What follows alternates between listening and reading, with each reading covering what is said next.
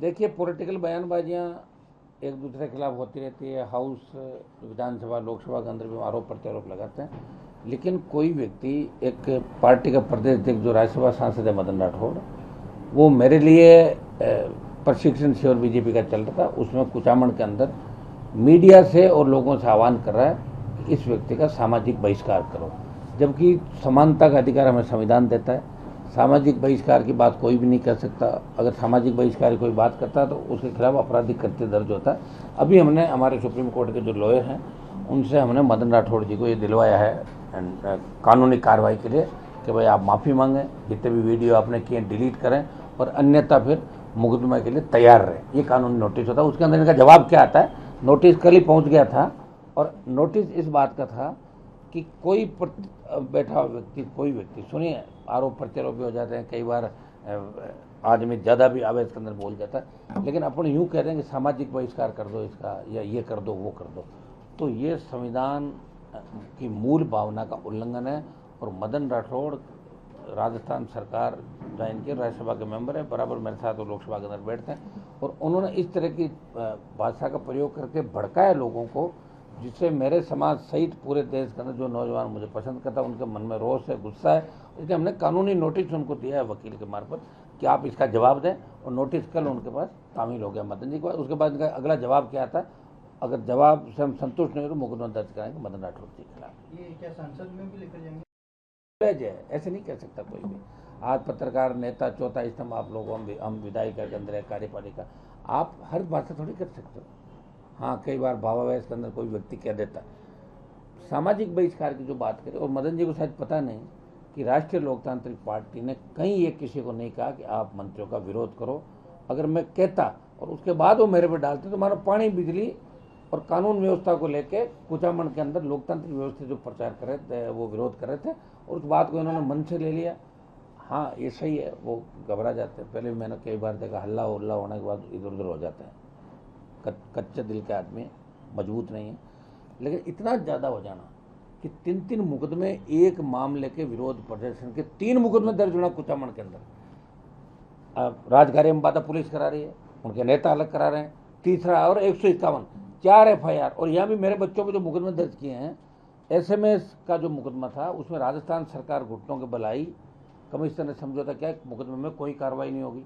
वीर तेजाजी महाराज circle का जो मामला था सांगानेर के अंदर, उसमें यह था मुकदमे में कोई कार्रवाई नहीं होगी, FIR देंगे। चाकसू का जो मुकदमा था, रिया बड़ी के अंदर जब हम आए थे तो सरकार बाड़ी घाटी के अंदर सुबह 5 बजे आई और सारी हमारी मांगे मानने के 5 महीने बाद FIR लॉन्च कर ली। परसों के एक झूठा FIR और करेगा, हमारी गाड़ियाँ तोड़ दी पुलिस की। इससे कोई फर्क नहीं पड़ता। जितने मुकदमे हमारे खिलाफ करेंगे उतनी ही तादाद में नौजवान भारतीय जनता पार्टी को सबक सिखाएगा। कितनों को जेल में डालोगे? आने वाले दिनों में हम राजस्थान में जेल भरो आंदोलन भी चलाएंगे, क्योंकि विपक्ष राजस्थान में राष्ट्रीय लोकतांत्रिक पार्टी है।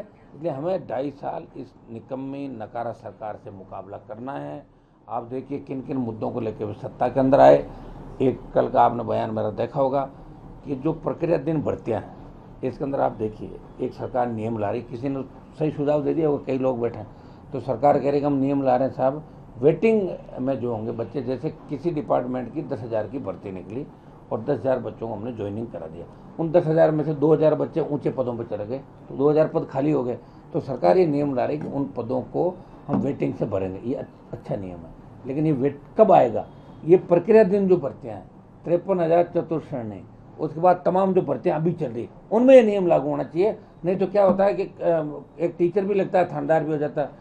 4th क्लास, आजकल तो आपको पता है कि बेरोजगारी इतनी है, बेरोजगारों के रिश्ते भी नहीं होते हैं, तो बच्चे को सरकारी नौकरी से चपरासी हो वो भी लग जाए, रिश्ता कर दो, तो चपरासी लगकर फिर उसका बड़ा सिलेक्शन होता है, तो चपरासी की पोस्ट वहाँ से खाली हो जाती है। वो कब आएगी? 10 साल बाद, 5 साल बाद, 15 साल में कब भरी? इसलिए वेटिंग के अंदर जो आता है वो वेटिंग नियम तमाम प्रक्रिया दिन भर्तियों के अंदर लागू होना चाहिए, ताकि हमारे बच्चे जो वेटिंग में है ना, तुरंत एक गया दूसरा भर गया।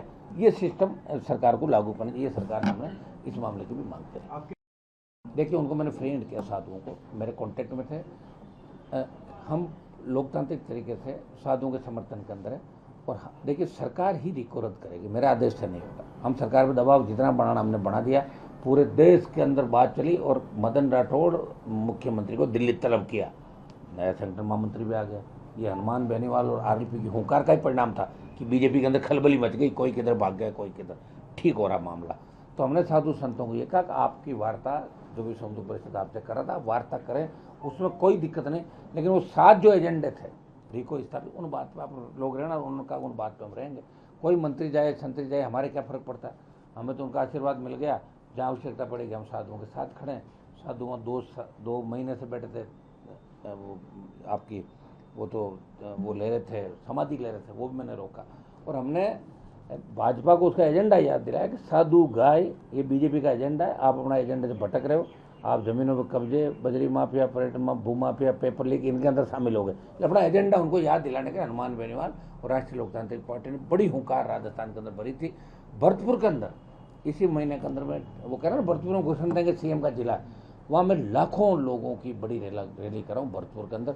उसकी तारीख का ऐलान कल संघर्ष समिति ने मुझे आमंत्रित किया। भरतपुर के अंदर जाट, भरतपुर, धौलपुर, डीग नया जिला बन गया।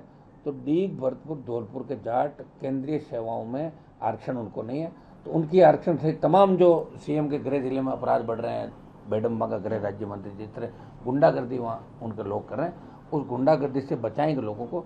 इसको लेके आज कल में वो तारीख का ऐलान करेंगे और मैं भरतपुर में लाखों लोगों की रैली करके आऊँगा। अगर सरकार में दम है और जो बयान दिया मेरे बीजेपी के लोगों ने हनुमान जी को रोक देंगे, तो मुझे रोक के दिखाना, फिर मैं बताता हूँ हनुमान बेनीवाल के अंदर कितनी ताकत है इस प्रदेश और देश के अंदर।